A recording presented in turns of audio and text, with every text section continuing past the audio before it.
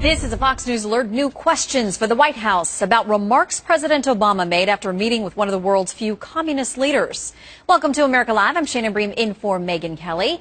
Yesterday, President Obama sat down with Vietnam's president for a rare White House meeting. The two leaders discussing ways to advance our relationship. Afterwards, critics say President Obama appeared to compliment Vietnam's late communist dictator Ho Chi Minh.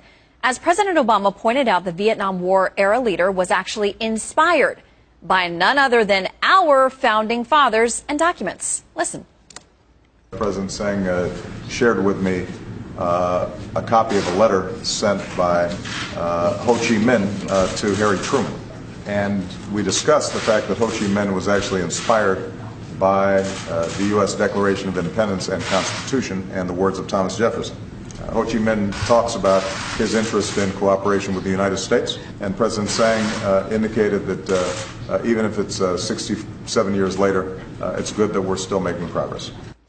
Joining me now, Fox News digital politics editor, host of Power Play on FoxNews.com Live, Chris Tyrwalt. Chris, I'm guessing those remarks are not going to go over well with a whole lot of folks.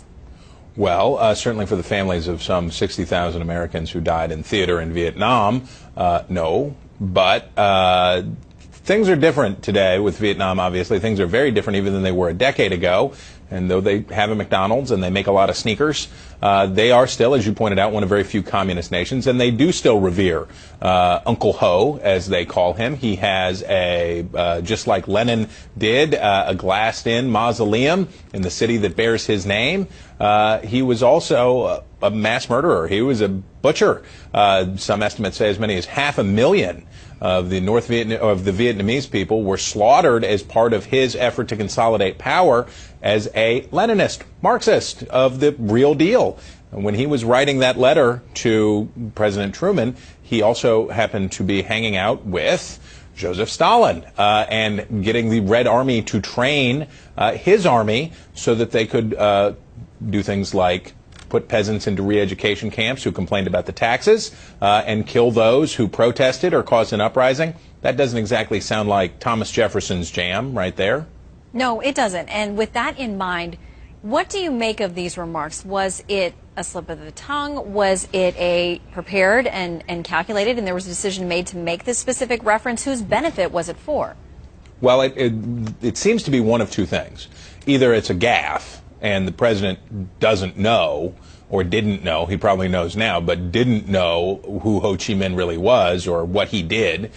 He may not have studied that or been much aware of it. I have no idea.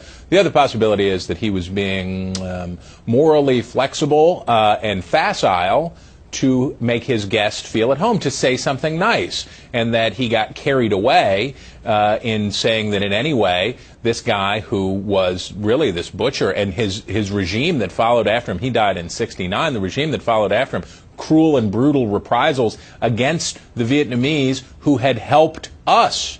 So he may have gotten carried away. He's been out on the trail, campaign trail, for the past couple of days. He may have gotten carried away rhetorically in trying to make his guest feel at home.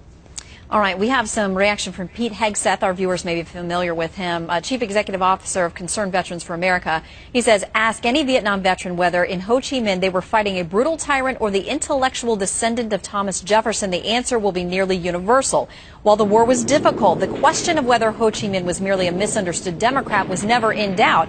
He was a communist dictator obsessed with consolidating power. The president's statement is naive, counterfactual, and just plain pandering. Well, let's remember, we're getting ready to celebrate the 60th anniversary of the other major U.S. conflict of the Cold War in Korea. And for much of America, these are forgotten conflicts. And the fact that some 100,000 Americans gave their lives in these conflicts in Asia is often forgotten and is often overlooked. So the president may not have top-of-mind awareness about this, but as you pointed out earlier, for a lot of Vietnam veterans in this country, the idea that this was a mix-up, that the reason we fought the war was a misunderstanding, whether you think the war was right to fight or not, but that it was a near miss if only Truman and Ho could have gotten it together in those days, will ring offensive, I'm sure. All right, we'll stand by to see if we hear some reaction or clarification from the White House. In the meantime, Chris, thank you very much. Have a great weekend. You bet.